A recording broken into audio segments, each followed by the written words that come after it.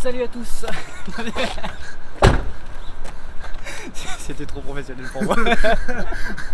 Bonjour à tous, nous sommes aujourd'hui au sud de Tokyo, à Odaiba, sur une île artificielle gigantesque créée de toutes pièces par les petites mains japonaises. Et en fait, Odaiba est un centre de divertissement et de plaisir consumériste pour des gens qui ont de l'argent et qui ne dépensent pas tout dans leur voiture. Et aujourd'hui, le thème de la vidéo sera la présentation de deux Honda qui sont les nôtres, qui sont derrière moi. Je m'excuse par avance parce qu'on avait dit qu'on ne ferait plus trop de vidéos sur les Honda et c'est encore une vidéo sur les Honda parce que nous sommes beaucoup Honda. Et regardez, j'ai un t-shirt Spoon parce que je suis un gros fanboy. Voilà, je sais plus quoi dire maintenant.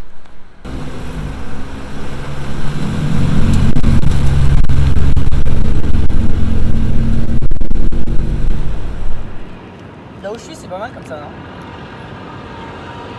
ストリートの実用性はある程度犠牲にしてでもサーキットでどこまで速くなるかを極めたまさに化け物シビック。足回りこそ市販のスプーンサスキットと同等のものを装着しているが、それ以外はほとんどレースカー。エンジンはなんとインテアールの B18C をベースに2リッターか。果たしてどんなタイムを叩き出すのか。 C'est ma voiture. Tu sais, j'ai une vidéo comme ça avec la GC8. Ah bon? Où t'arrives près de la GC8, tu me regardes, tu fais c'est ma voiture. C'est à moi. Pas bien, mais moi je suis constant, tu vois. Ouais, ça c'est sûr. Non, qu'est-ce que c'est? C'est une Honda Civic type R de 97, code IK9, EK9 en bon français. C'est la première version, c'est en fait avant un restylage. Voilà. Je sais pas. Restylage, en fait, la différence du restylage par rapport à la version restylée, pour le coup, c'est la calandre à l'avant. Et en fait, en général, le front bumper et la calandre qui est plus large ici. Et avec un bumper désigné un peu différemment, c'est-à-dire que la prise centrale est plus courte et vous avez deux entrées sur les côtés. Mais j'aime pas cette version, donc je préfère la version, celle que j'ai, la première. C'est Zenki ou Cookie, je sais jamais lequel des deux. Zenki ça va être avant, Cookie ça va être après. Et bah c'est la Zenki alors. Voilà. C'est une voiture qui est un petit peu préparée, hein. Un petit peu. Donc globalement en fait, esthétiquement il n'y a pas grand chose qui a été changé, mis à part le capot, hein, qui est difficilement... Enfin, c'est difficile de ne pas le remarquer avec sa très très belle couleur bleu sparkling, je sais pas, c'est moche. Le précédent propriétaire, je sais pas, devait être sous LSD à un moment donné, il s'est dit putain je vais peindre ma voiture en sparkling et j'ai hérité du capot. Donc l'idée ça va être de le changer à un moment donné, soit changer tout le capot si les finances le permettent, soit poncer et repeindre en gris, histoire d'harmoniser un peu tout ça. Voilà, en tout cas esthétiquement c'est à peu près tout ce qu'il y a sur la voiture. Mécaniquement, là c'est autre chose, parce qu'on va avoir beaucoup d'upgrades ici et là. La plus importante et qui a été fait récemment, c'est le changement de moteur. Parce que je suis passé d'un B16 qui vient d'origine avec la voiture à un B18 qui est celui d'une Integra type R aussi. Globalement ce que j'ai gagné c'est à peu près 20 chevaux et beaucoup plus de couple, surtout dans les reprises, mais même genre, globalement en accélération. Et puis du coup avec le couple c'est quand même beaucoup plus facile de conduire la voiture du fait de la boîte de vitesse qui est installée sur cette voiture, qui est une cross gear, donc c'est rapport court. J'ai très peu de points de patinage et le plus rapidement je passe les vitesses, le mieux la boîte apprécie.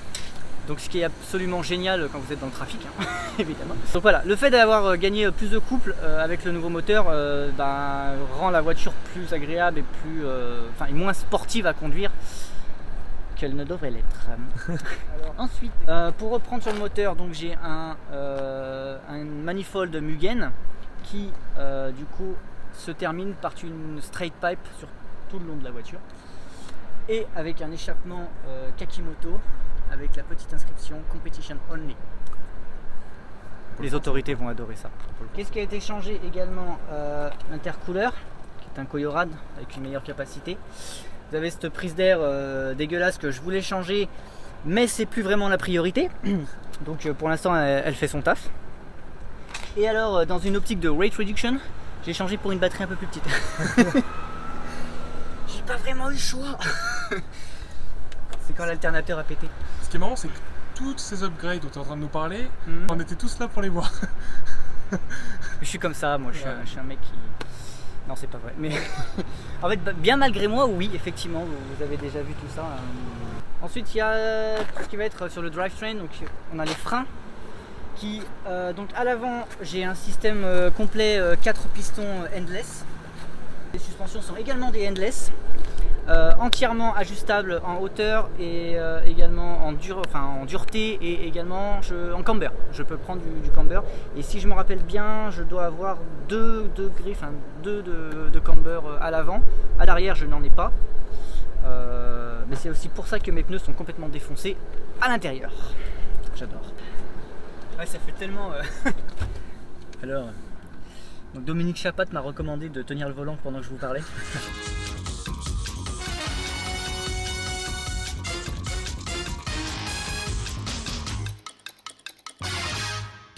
Il m'a dit tu verras, ça fera super pro et con. À l'intérieur, qu'est-ce qui se passe? Alors globalement l'intérieur est stock, c'est-à-dire que ce n'est pas du tout l'Integra de Stan comme vous allez le voir. Tout est bien rangé, tout est propre et surtout tout est là. Donc ouais, en fait à l'intérieur, qu'est-ce qui a été fait? Donc j'ai sur les côtés des demi-cages pour améliorer la rigidité. Il y en a 2 donc sur les côtés, il y en a également 2 derrière au niveau du châssis qui sont là. Donc ça apporte une bonne rigidité. La bonne nouvelle par contre c'est que j'ai quand même eu une banquette arrière. Donc je peux quand même trimballer des gens si besoin. Enfin globalement voilà, la voiture à l'intérieur est stock. J'ai changé quoi? Le volant. C'est tout, je suis passé pour un Momo mode 69 si je me rappelle bien en Suède. Pour avoir un bon grip dans les virages et un pédalier Mugen. Et à part ça, et j'oubliais, les harnais No Good Racing que j'ai eu de manière un peu chanceuse mais qui sont très très bons. On est bien dedans, comme les Recaro d'origine. Et dernière chose à propos de la voiture, ce sont les panneaux de porte que... Alors, je sais pas trop ce que sont ces panneaux de porte parce que c'est assez rare sur la type R non race base d'avoir des panneaux de porte manuels. Généralement ils sont électriques pour plus des 3/4. La race base en fait vient avec des portes, des vitres manuelles, mais ce qui ne colle pas c'est la couleur du panneau. Sur la race base vous allez être sur un motif bleu-gris un peu genre... un peu le tissu de votre bus pour aller au travail le matin, c'est un truc dégueulasse. Et là ils sont rouges. Donc je sais pas. Ken de Han Parallel m'a dit que ça pouvait venir en option à l'achat d'une type R normale, mais ça reste extrêmement rare. La bonne nouvelle c'est que ça pèse que dalle par rapport aux vitres électriques et que du coup encore weight reduction, donc encore plus rapide. J'ai également des gauges qui sont auto gauge et qui sont, selon les dires de tout le monde et de moi-même, de la merde. Et l'idée c'est de pareil, dès qu'il y aura un peu de thunes, de les changer pour des défis.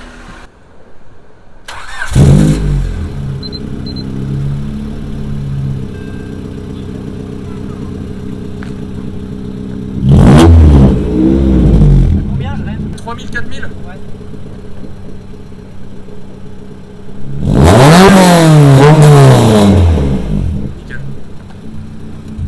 4005. Putain, vache! Ça fait du bruit hein. Ah ouais, j'étais pas prêt.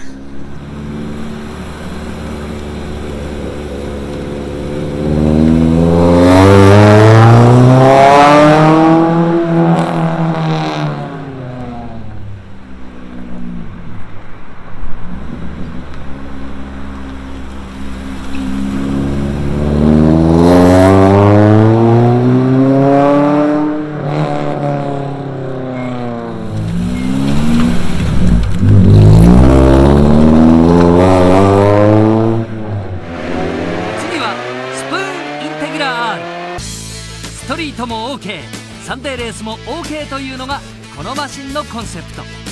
そのため足回りはそれほどハードではないが、スプーンお得意の各パーツの軽量化でブレーキなどの負担を軽減。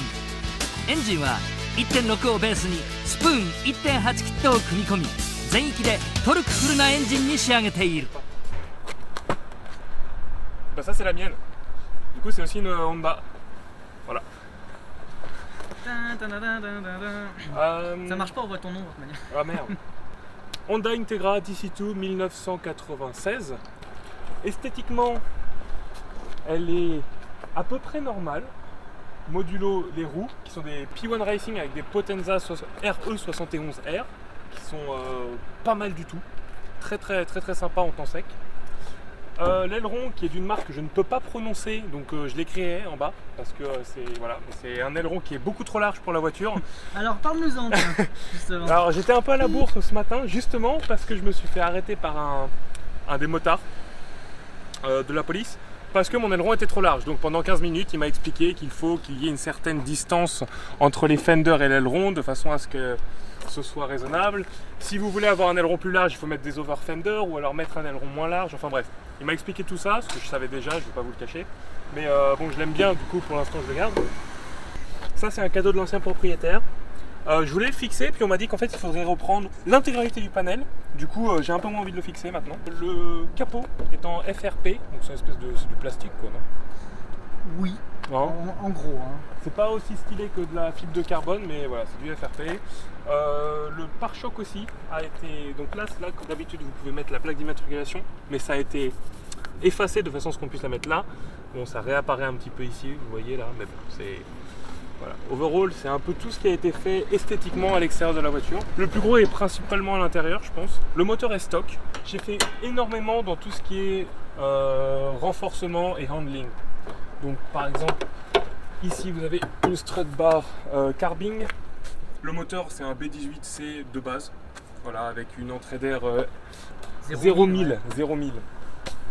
Voilà, la batterie est stock, le moteur est stock, ouais, à peu près tout est stock ici. Du coup, mais elle marche bien, du coup c'est pas trop un problème. J'arrête de faire ça. Non mais tu mets ton doigt où tu veux. Hein. On va avoir le coffre et l'intérieur en fait, principalement, qui a été strippé avec une cage qui a été installée. On a encore beaucoup de renforcements ici, peut-être même plus qu'il n'en faudrait, mais je pense qu'il n'y a jamais trop de renforcements. Surtout pas. Ah bon, pourquoi? Avec moi. Hein? Là, la voiture se plie assez vite.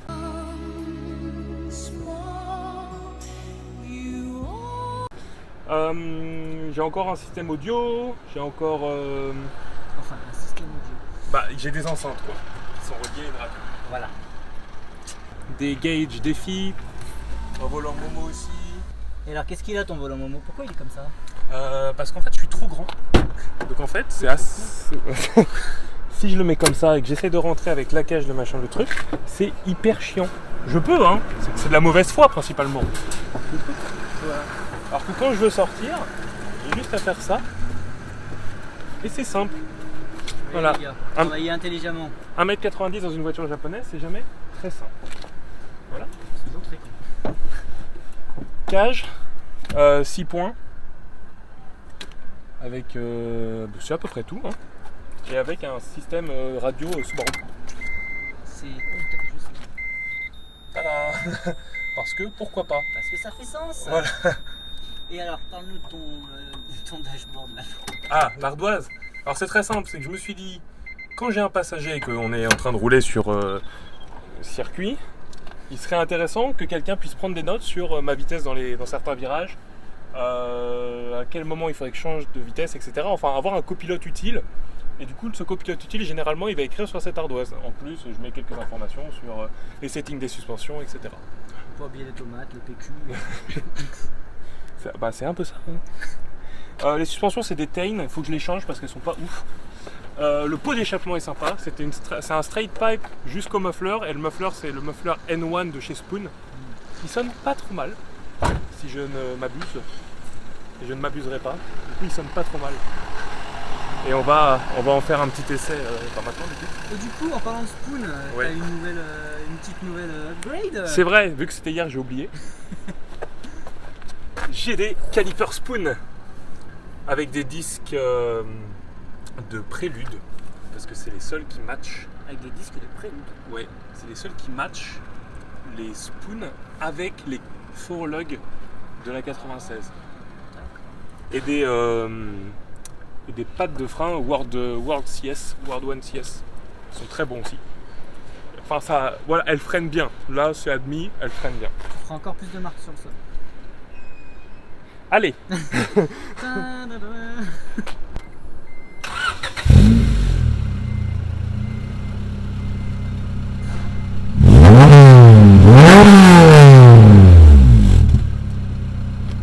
Tours minute. Il est beaucoup plus rond, pas silencieux, mais il est un peu plus étouffé que celui de Jérémy. Mais il sonne bien, j'aime bien. Et voilà. Je pense qu'on a fait le tour. De toute façon, c'est pas comme si j'avais révisé la présentation. Hein. J'ai oublié la moitié des trucs au fur et à mesure, mais c'est ma voiture.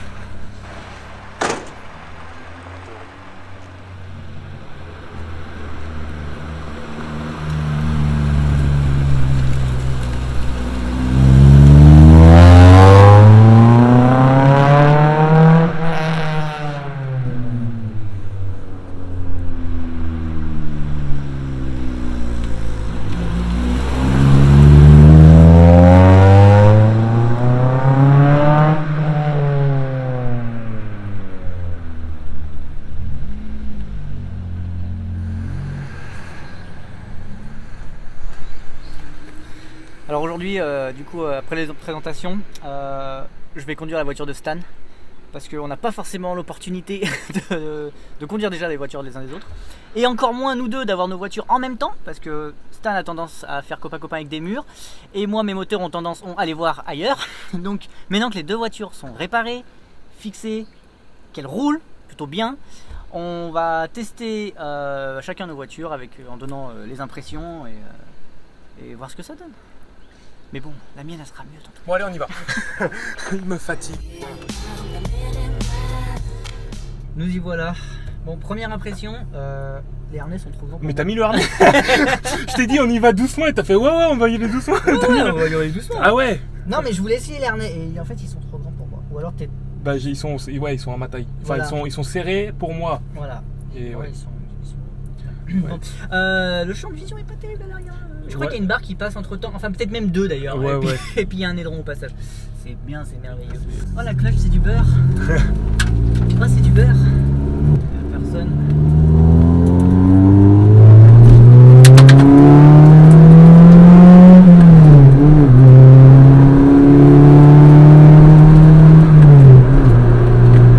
Ah c'est pas mal.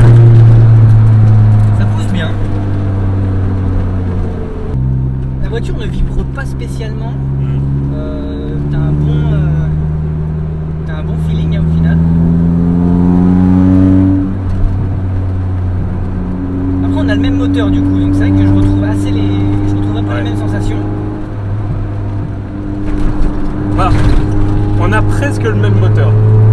Oui. Celui de la 98 est plus. Il est légèrement plus puissant je crois, Oui. mais c'est du détail en vrai. Ouais. Elle roule un peu dans les virages.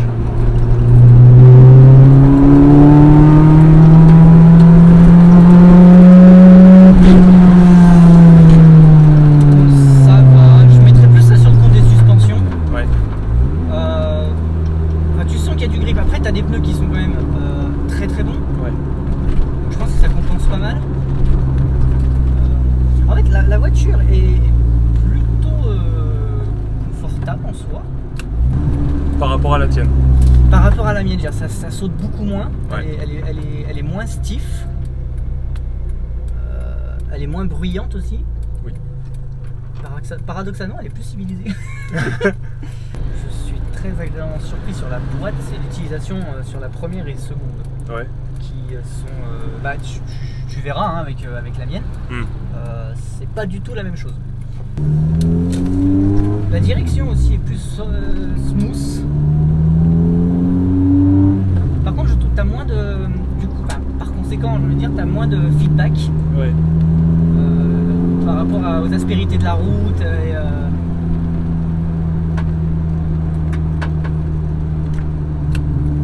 C'est moins instantané. Ouais, effectivement. Non, mais la boîte de vitesse rend la voiture assez confortable à conduire. Ouais. Elle est assez agréable. Personne à gauche, personne à droite. On y va. En tout cas, là par exemple, là je suis en première, je jauge un peu ma vitesse pour m'intégrer dans le trafic. Ouais. La voiture réagit normalement. Moi j'aurais des comme ça.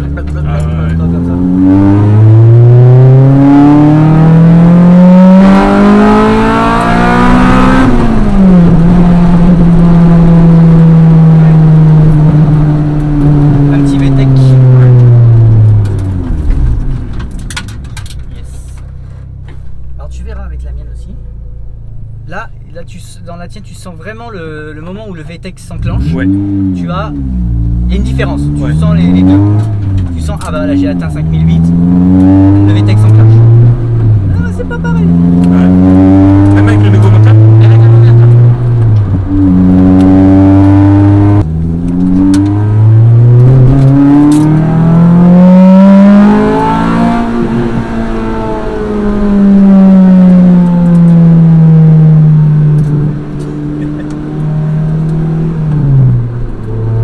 Ah j'adore le petit... Ouais.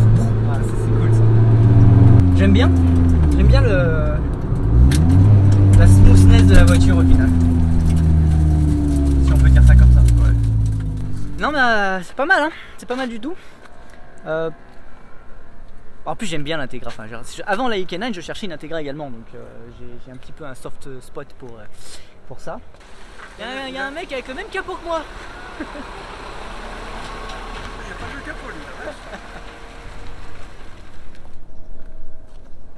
Bien du coup dans la suite de cette vidéo, je vais tester l'EK9 de Jérémy. J'ai donc mis les harnais aussi entièrement pour faire style.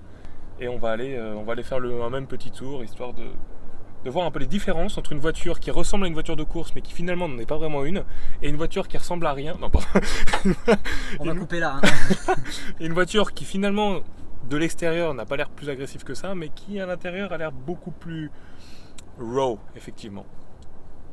Voilà. Ouais, on va s'arrêter au sourire.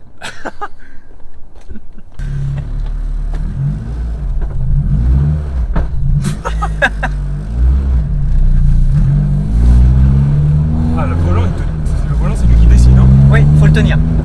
Ça fait les muscles. Ça tombe bien, j'en ai pas donc. L'accélérateur, tu touches un tout petit peu, t'es déjà à 3000 tours.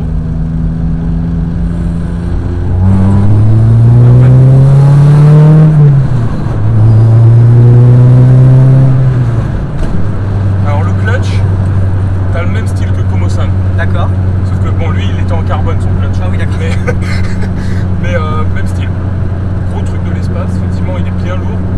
L'accélérateur, t'appuies un tout petit peu, c'est direct, c'est pas mal ça. Je vais tourner un peu. Ouais.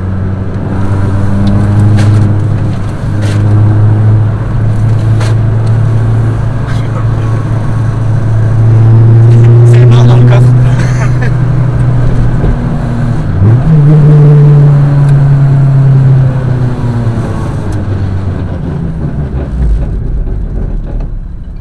Effectivement, faut être réveillé. Hein. Tu sais, tu fais pas ça quand tu viens de te lever, la vache. Ouais, j'ai pas le choix. Waouh. Ah oui, ouais, ok. J'aime bien. C'est la première fois que du coup tu l'as conduit. Ouais. Enfin bah ouais, c'est ça.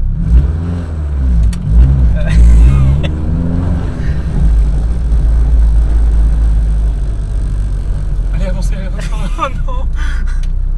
Faut que je le refasse. Ouais. Faut que je le fasse. Oh là là.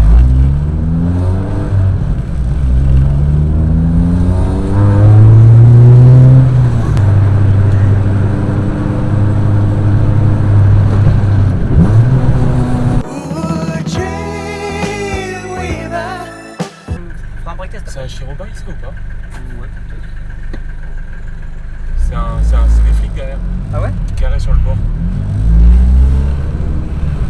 Ouais. Oh. boulot, hein. D'accord. Il a pas mis gyrophare, rien. Hein. Non. Puis sinon, on voit que dalle avec ton pare-brise. Vas-y, c'est pas ma faute de la voiture. Hein. Ça se trouve, c'est le même.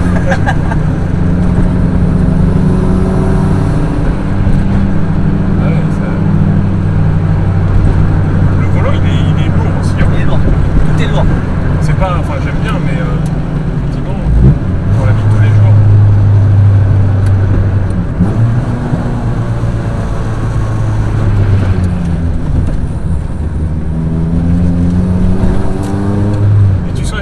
Quand tu es dans le virage et que tu commences à accélérer, la voiture elle a tendance à partir vers l'extérieur un peu.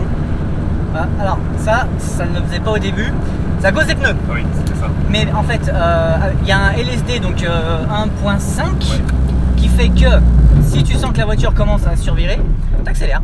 Si j'avais su ça avant, Aïe, aïe. j'aurais économisé une voiture. Ouais, alors qu'un LSD, c'est quoi, 100 000 yens? J'aime bien. C'est clair que j'aime bien. C'est con que t'aies pas des pneus et qu'il y ait des flics partout parce que j'aimerais bien tenter les virages parce que c'est ce qui m'intéresse vraiment. Mais non, moi je kiffe ce genre de... Sauf ça.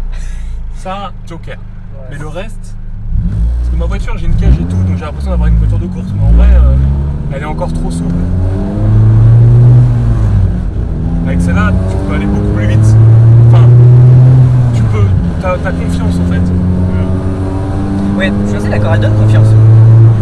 Après, voilà, c'est-à-dire que c'est quand même deux voitures qui sont faites pour rouler vite, Ouais. en tout cas améliorées pour rouler vite et fort. Donc, alors même dans la tienne, à aucun moment je me suis dit.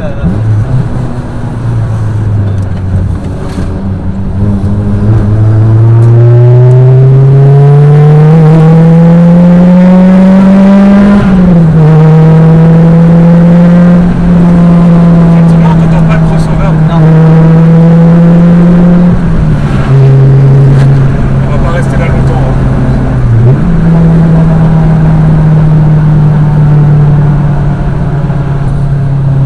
Ouais, c'est fort, c'est un peu aigu, mais elle sonne bien quand même. Hein. Elle sonne vraiment voiture de course, quoi. Ouais. C'est vrai, ouais. T'as plus envie de freiner ou non? Par contre, je suis fier de toi, tu n'as pas calé. À ce point-là? Non, en fait, avec le B18, c'est quand même plus facile. Ouais. Le B16, c'était autre chose. Le B16, enfin, dire, quand j'ai reçu avec le nouveau moteur et tout, j'ai jamais calé. Tu Ouais. vois. Le B16, putain, la première semaine, je passais mon temps à caler. Quoi. C'était un sport national. Ouais, quoi. j'imagine. Bah, c'est ce que je disais, c'est que si je pouvais avoir cette... je pense que c'est les suspensions en fait. Si je pouvais avoir cette espèce d'effet où la voiture bouge partout, mais quand elle prend un virage, ça roule pas du tout. C'est-à-dire qu'elle suit vraiment le virage. Quand je suis derrière toi et que tu roules, je te vois changer de ligne, mais c'est comme si tu translatais en fait d'une ligne à l'autre. Ta voiture, elle roule pas du tout sur elle-même. Et ça, c'est génial. C'est vraiment ce que je veux. Mais c'est vrai que la première et la seconde, faut... J'aime bien la mienne, effectivement. Ouais, mais ça tombe bien, j'aime bien la mienne aussi. Du coup, on est bon. Bah, je crois. Allez.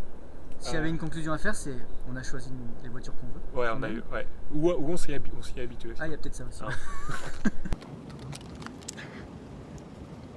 Ouais, c'est pas mieux. On a dit que c'était le moment de faire la conclusion et on serait bon. Mais vu qu'on n'est pas bon en conclusion. Bah, c'est bon. Là.